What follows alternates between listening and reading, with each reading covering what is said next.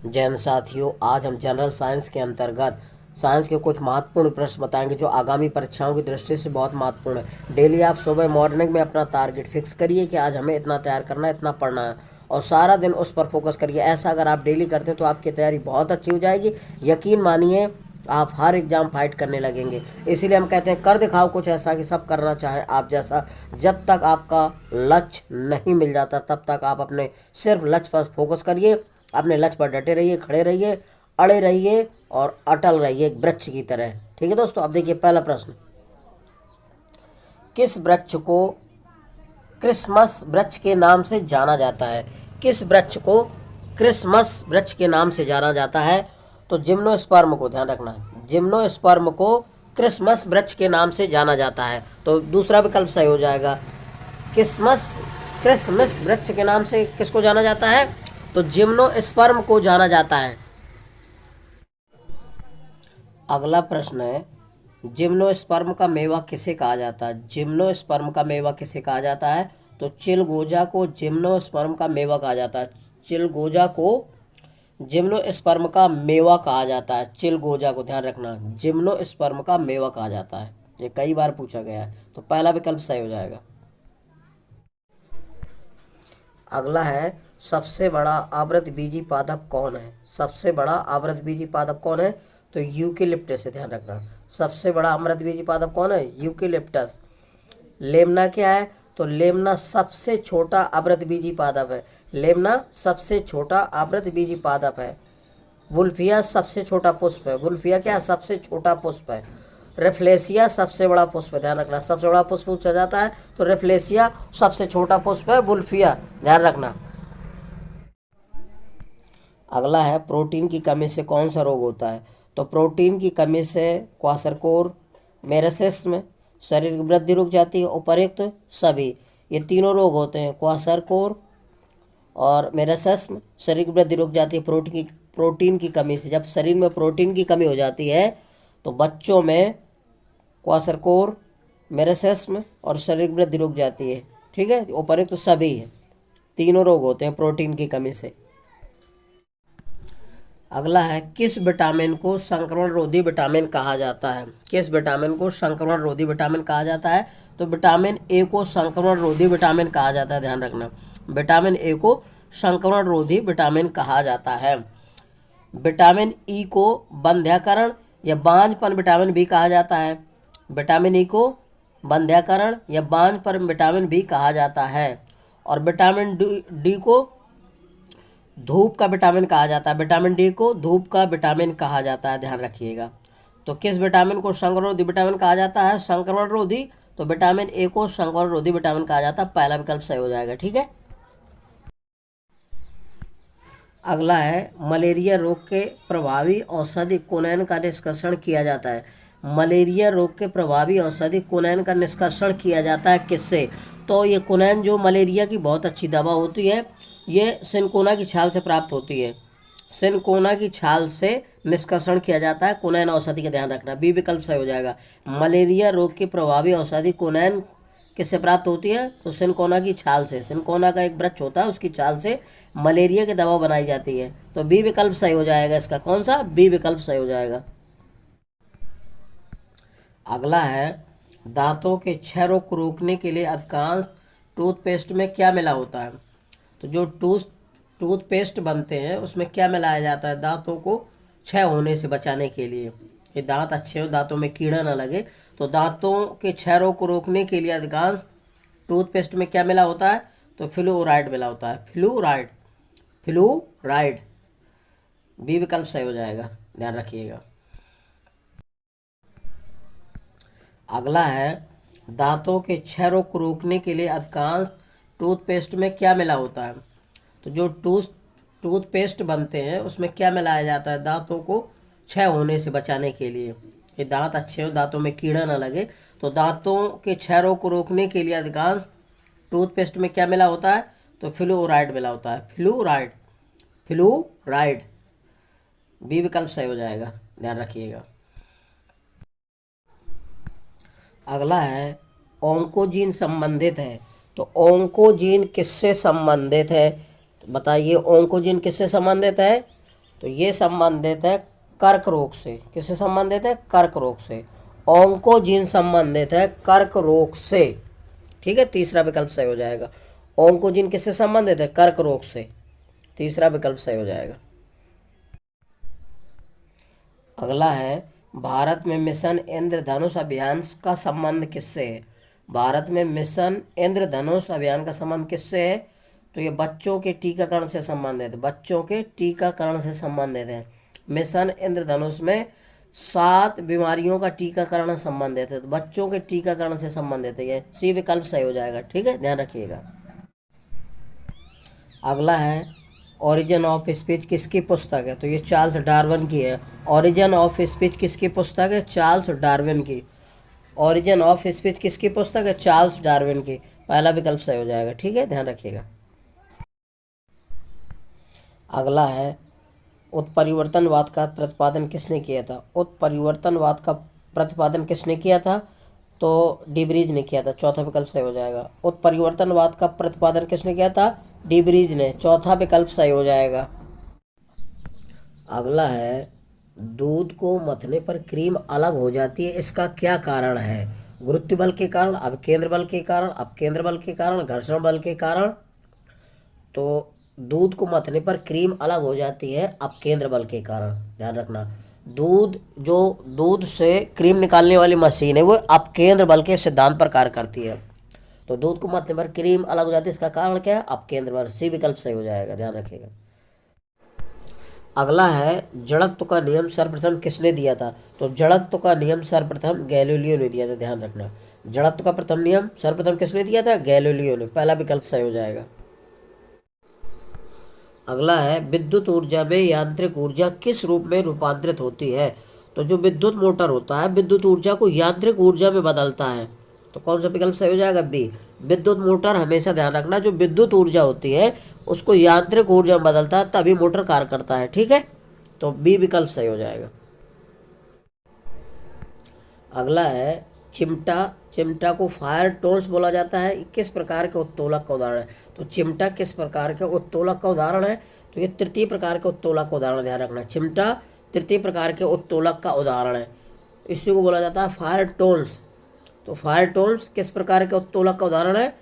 तृतीय उत्तोलक का उदाहरण। तो सी विकल्प सही हो जाएगा इसका। अगला है, घड़ी की कुंडलिक कमानी में ऊर्जा होती है। तो घड़ी की कुंडलिक कमानी में ऊर्जा कौन सी होती है?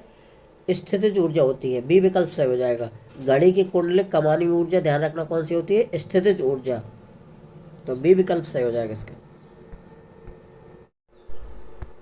अगला है, एक हॉर्स पावर का मान किसके बराबर होता है? तो एक हॉर्स पावर का मान 746 वाट के बराबर होता है।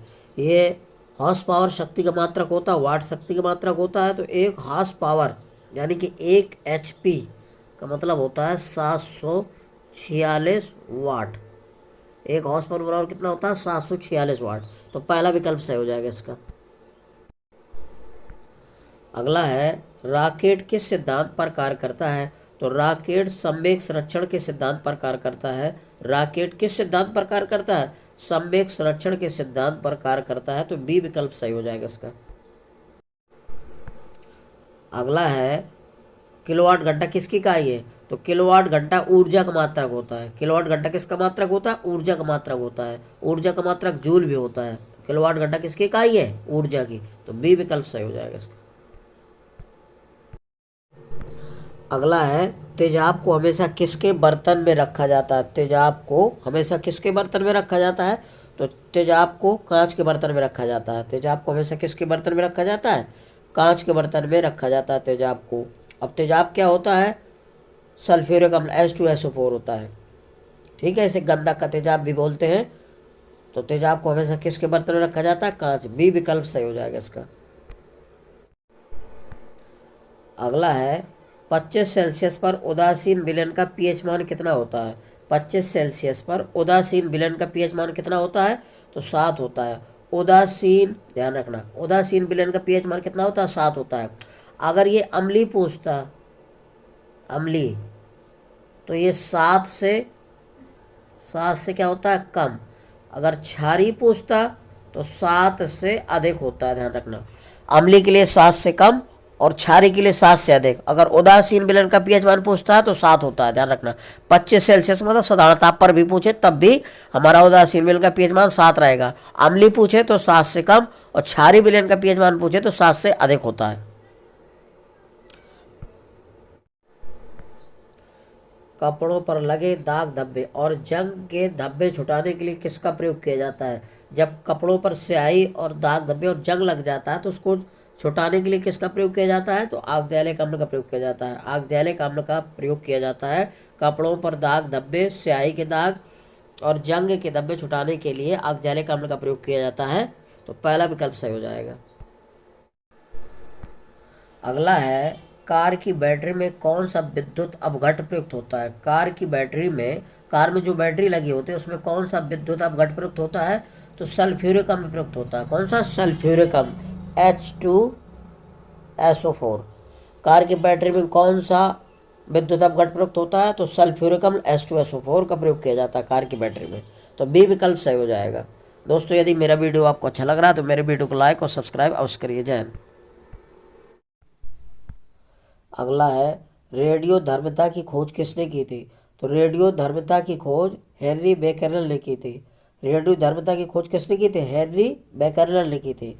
रदरफोर्ड ने प्रोटॉन की खोज की थी। रदरफोर्ड ने प्रोटॉन की खोज की थी। न्यूटन ने न्यूटन के नियम दिए थे और न्यूटन का गुरुत्वाकर्षण का नियम दिया था। अल्बर्ट आइंस्टीन ने सापेक्षता का सिद्धांत दिया था। अल्बर्ट आइंस्टीन ने सापेक्षता के सिद्धांत की खोज की थी। तो रेडियो धर्मिता की खोज किसने की थी? हेनरी बेकरल ने। दूसरा विकल्प सही हो जाएगा इसका। अगला है, हमारे शरीर को तुरंत ऊर्जा कौन देता है? हमारे शरीर को तुरंत ऊर्जा कौन देता है? तो कार्बोहाइड्रेट। विकल्प सी सही हो जाएगा। हमारे शरीर को तुरंत ऊर्जा कौन देता है? कार्बोहाइड्रेट। कार्बोहाइड्रेट ही है जो हमारे शरीर को अधिकांश तुरंत ऊर्जा देता है। सबसे ज़्यादा ऊर्जा कौन देता है? कार्बोहाइड्रेट ही तुरंत मोनो सैकराइड में टूटकर ऊर्जा देता है। तुरंत कार्बोहाइड्रेट क्या करता है? मोनोसैकराइड में टूटकर तुरंत ऊर्जा प्रदान करता है। तो हमारे शरीर को तुरंत ऊर्जा देने वाला कौन है? कार्बोहाइड्रेट। सी विकल्प सही हो जाएगा। अगला है, सबसे मीठी शर्करा कौन सी है? तो सबसे मीठी शर्करा फ्रक्टोज होती है। सबसे मीठी शर्करा कौन होती है? फ्रक्टोज। सी विकल्प सही हो जाएगा। फ्रक्टोज को फल शर्करा भी कहा जाता है। सबसे मीठी शर्करा कौन होती है? फ्रक्टोज, फल शर्करा। तो सी विकल्प सही हो जाएगा। अगला है, तंतु आहार में शामिल कौन है? तंतु आहार में शामिल कौन है? तो तंतु आहार में सेलुलोज शामिल होता है। सी विकल्प सही हो जाएगा। सेलुलोज एक पॉलीसैकेराइड होता है जो ग्लूकोज का बना होता है। यह एक तंतु आहार के रूप में लिया जाता है और सेलुलोज का शरीर में पाचन नहीं होता। पूछा जाता है किसका शरीर में पाचन नहीं होता? तो सेलुलोज को शरीर में पाचन नहीं होता। ठीक है। अगला है, नाइट्रोजन किसका अनिवार्य घटक होता है? तो नाइट्रोजन प्रोटीनों का आवश्यक घटक होता है। नाइट्रोजन किसका अनिवार्य घटक होता है? प्रोटीनों का। ध्यान रखिएगा, पहला विकल्प सही हो जाएगा। नाइट्रोजन किसका अनिवार्य घटक होता है? तो प्रोटीनों का आवश्यक घटक होता है। अगला है, उत्परिवर्तनवाद का प्रतिपादन किसने किया था? उत्परिवर्तनवाद का प्रतिपादन किसने किया था? तो डिब्रीज ने किया था। चौथा विकल्प सही हो जाएगा। उत्परिवर्तनवाद का प्रतिपादन किसने किया था? डिब्रीज ने। चौथा विकल्प सही हो जाएगा। अगला है, ओरिजिन ऑफ स्पीच किसकी पुस्तक है? तो ये चार्ल्स डार्विन की है। ओरिजिन ऑफ स्पीच किसकी पुस्तक है? चार्ल्स डार्विन की। ओरिजिन ऑफ स्पीच किसकी पुस्तक है? चार्ल्स डार्विन की। पहला विकल्प सही हो जाएगा। ठीक है, ध्यान रखिएगा। अगला है, ओंकोजीन संबंधित है। तो ओंकोजीन किससे संबंधित है? तो बताइए, ओंकोजीन किससे संबंधित है? तो ये संबंधित है कर्क रोग से। किससे संबंधित है? कर्क रोग से। ओंकोजीन संबंधित है कर्क रोग से। ठीक है, तीसरा विकल्प सही हो जाएगा। ओंकोजीन किससे संबंधित है? कर्क रोग से। तीसरा विकल्प सही हो जाएगा। अगला है, मलेरिया रोग के प्रभावी औषधि कुनैन का निष्कर्षण किया जाता है। मलेरिया रोग के प्रभावी औषधि कुनैन का निष्कर्षण किया जाता है किससे? तो ये कुनैन जो मलेरिया की बहुत अच्छी दवा होती है, ये सिनकोना की छाल से प्राप्त होती है। सिनकोना की छाल से निष्कर्षण किया जाता है कुनैन औषधि का। ध्यान रखना, बी विकल्प सही हो जाएगा। मलेरिया रोग की प्रभावी औषधि कुनैन किससे प्राप्त होती है? तो सिनकोना की छाल से। सिनकोना का एक वृक्ष होता है, उसकी छाल से मलेरिया की दवा बनाई जाती है। तो बी विकल्प सही हो जाएगा इसका। कौन सा? बी विकल्प सही हो जाएगा। अगला है, सबसे बड़ा आवृतबीजी पादप कौन है? सबसे बड़ा आवृतबीजी पादप कौन है?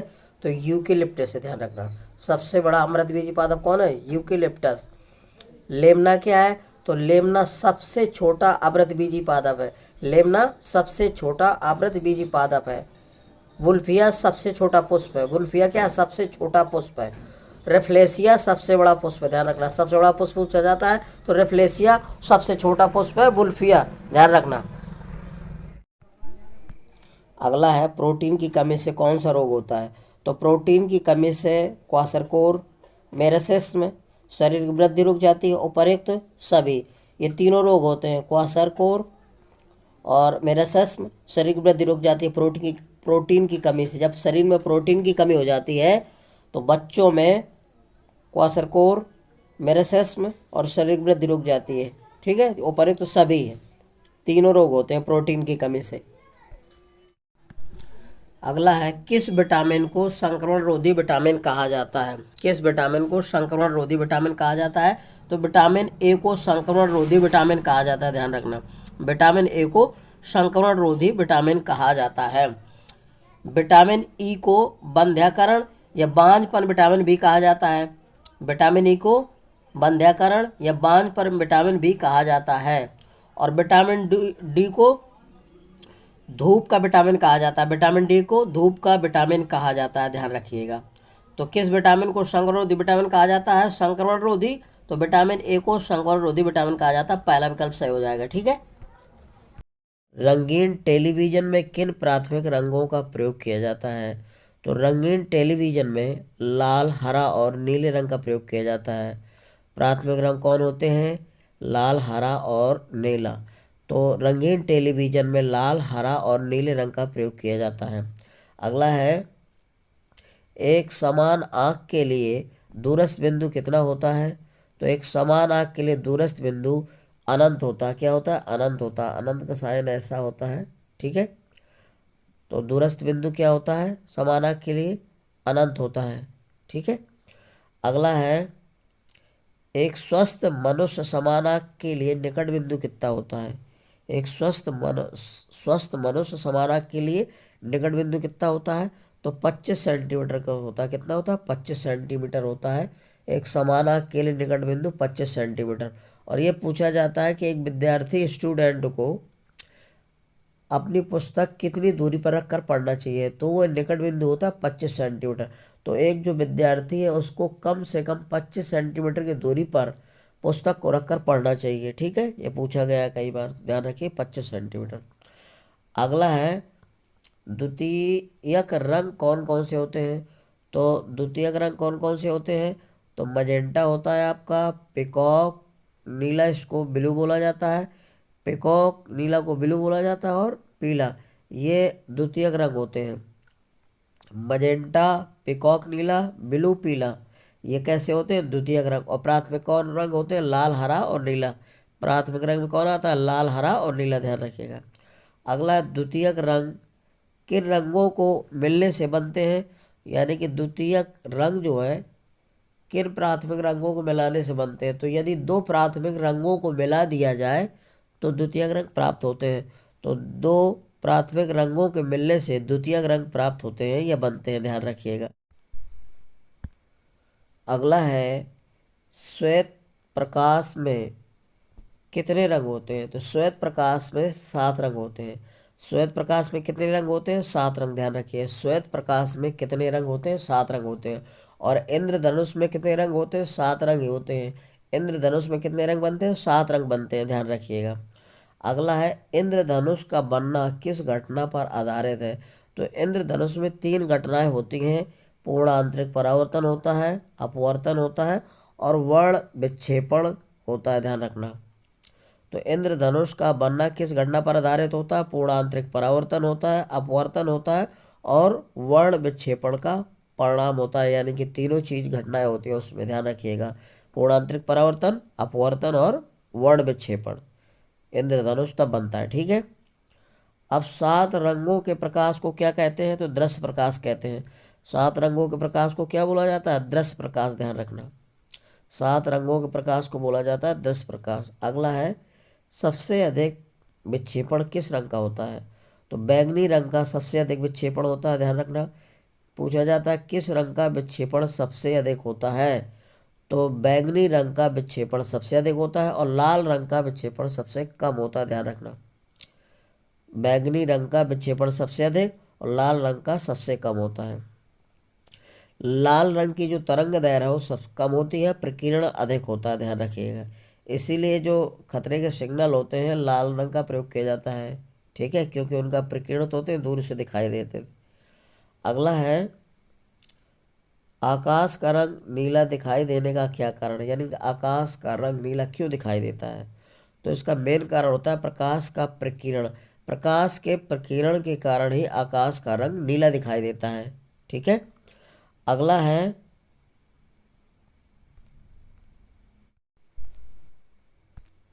इंद्रधनुष कितने प्रकार के होते हैं?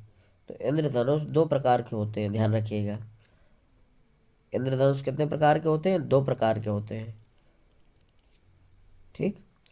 अब दोस्तों, यदि पूछा जाए कि निकट बिंदु के दोष को दूर करने के लिए किस लेंस का प्रयोग किया जाता है? तो अवतल लेंस का, ध्यान रखना। किसका?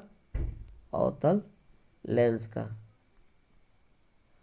और दूरदृष्टि दोष को दूर करने के लिए किस लेंस का प्रयोग किया जाता है? तो उत्तल लेंस का, ध्यान रखना। किसका? उत्तल लेंस का।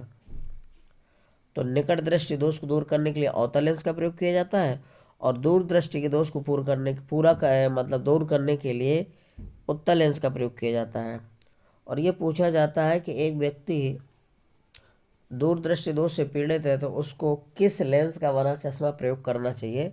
तो उत्तल लेंस का। दूरदृष्टि दोष से अगर पीड़ित है तो उसे उत्तल लेंस का बना चश्मा प्रयोग करना चाहिए, और अगर निकट दोष से पीड़ित है तो उसे अवतल लेंस का चश्मा प्रयोग करना चाहिए, अवतल लेंस के बने चश्मे का प्रयोग करना चाहिए, ठीक है।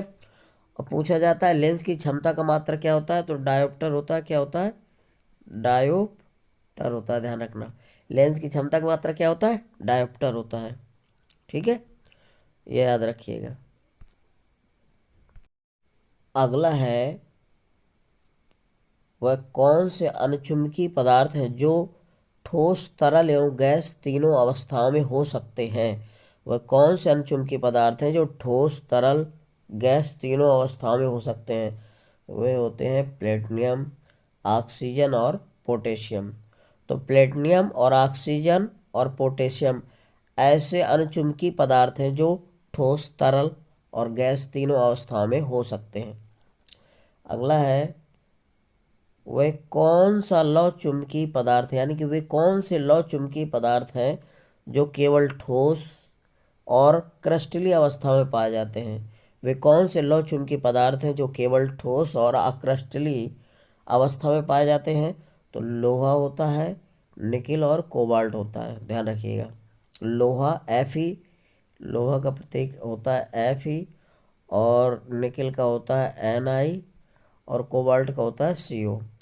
तो ये लौह चुंबकीय पदार्थ हैं। वे कौन से लौह चुंबकीय पदार्थ होते हैं जो केवल ठोस और क्रिस्टलीय अवस्था में पाए जाते हैं? तो लोहा हो गया Fe, और निकिल हो गया Ni, और कोबाल्ट हो गया CO, ध्यान रखिएगा।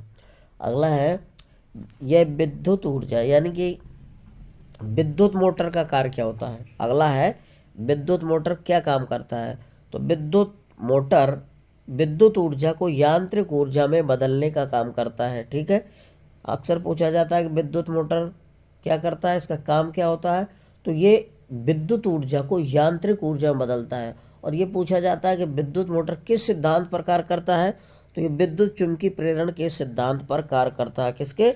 विद्युत चुम्बकीय प्रेरण के सिद्धांत पर कार्य करता है, ध्यान रखिएगा। तो विद्युत मोटर का काम क्या होता है? विद्युत ऊर्जा को यांत्रिक ऊर्जा में बदलना, ठीक है। और ये विद्युत चुम्बकीय प्रेरण के सिद्धांत पर कार्य करता है। अगला है, माइक्रोफोन किस काम आता है? तो माइक्रोफोन का काम होता है ध्वनि ऊर्जा को विद्युत ऊर्जा में बदलना, रूपांतरित करना। ध्वनि ऊर्जा को विद्युत ऊर्जा में बदलना या रूपांतरित करना, ठीक है। और पूछा जाता है ये किस सिद्धांत पर कार्य करता है? तो ये विद्युत चुम्बकीय प्रेरण के सिद्धांत पर कार्य करता है। माइक्रोफोन का काम क्या होता है? ध्वनि ऊर्जा को विद्युत ऊर्जा में बदलना। और यह किस सिद्धांत पर कार्य करता है? विद्युत चुम्बकीय प्रेरण के सिद्धांत पर कार्य करता है। ठीक है। अगला है ट्रांसफार्मर किस काम आता है? ट्रांसफार्मर यानी कि ट्रांसफार्मर जो होता है वो किस काम आता है? तो ट्रांसफार्मर का काम क्या होता है? ये ट्रांसफार्मर जो है प्रतिवर्ती धारा की जो उच्च वोल्टता है को निम्न वोल्टता में और निम्न वोल्टता को उच्च वोल्टता में बदलने का काम करता है। तो ट्रांसफार्मर का काम होता है निम्न वोल्टता को उच्च वोल्टता में बदलना और उच्च वोल्टता को निम्न वोल्टता में बदलना। जो स्टेबलाइजर होता है उसमें ट्रांसफार्मर लगा होता है, तो स्टेबलाइजर का काम होता है वोल्टेज को कम करना या अधिक करना। अधिक वोल्टेज को कम करना और कम को अधिक करना। जैसे वोल्टेज घट जाता है तो उसको बढ़ा देते हैं और जब बढ़ जाता है तो उसको घटा देते हैं, ये होता है स्टेबलाइजर। तो यही ट्रांसफार्मर का कार्य होता है कि निम्न वोल्टेज को उच्च वोल्टेज में बदलना और उच्च वोल्टेज को निम्न वोल्टेज में बदलना। ठीक है। अगला है विभवमापी किस काम आता है? तो विभवमापी सेल का विद्युत वाहक या विभवांतर मापने के काम आता है। विभवमापी का काम क्या होता है? सेल के विद्युत वाहक बल को मापना या विभवांतर को मापना। सेल का विद्युत वाहक बल और विभवांतर एक ही चीज है। ठीक है। अगला है गैल्वेनोमीटर को क्या मापता है? तो गैल्वेनोमीटर किस मापने के काम आता है? तो ये विद्युत धारा की उपस्थिति का पता लगाता है या उस पता लगाने में किया जाता है। गैल्वेनोमीटर का काम क्या होता है? विद्युत धारा की उपस्थिति का पता लगाना या विद्युत धारा की उपस्थिति को मापता है। ठीक है। अगला विद्युत धारा का एसआई मात्रक क्या होता है? तो विद्युत धारा का एसआई मात्रक क्या होता है? एम्पियर होता है, ध्यान रखना। विद्युत धारा का एसआई मात्रक होता है एम्पियर। धारा का मात्रक एसआई तो एम्पियर होता है, विद्युत धारा का मात्रक है तो एम्पियर होता है। या इसी को वैद्युत धारा भी कह देता है। तो विद्युत और वैद्युत एक ही चीज है, तो इसका मात्रक होता है एम्पियर। ठीक है। अगला है विभव या विभवांतर का मात्रक होता है वोल्ट। विभव या विभवांतर का मात्रक क्या होता है? वोल्ट। अगला है प्रतिरोध का एसआई मात्रक क्या है? तो प्रतिरोध का एसआई मात्रक क्या होता है? ओम होता है। प्रतिरोध का एसआई मात्रक क्या होता है? ओम। यह प्रतिरोध का मात्रक क्या होता है? ओम। प्रतिरोध का मात्रक क्या होता है? ओम। ठीक है, ध्यान रखिएगा दोस्तों। यदि मेरा वीडियो आपको अच्छा लग रहा है तो मेरे वीडियो को लाइक और सब्सक्राइब करिए। जय हिंद।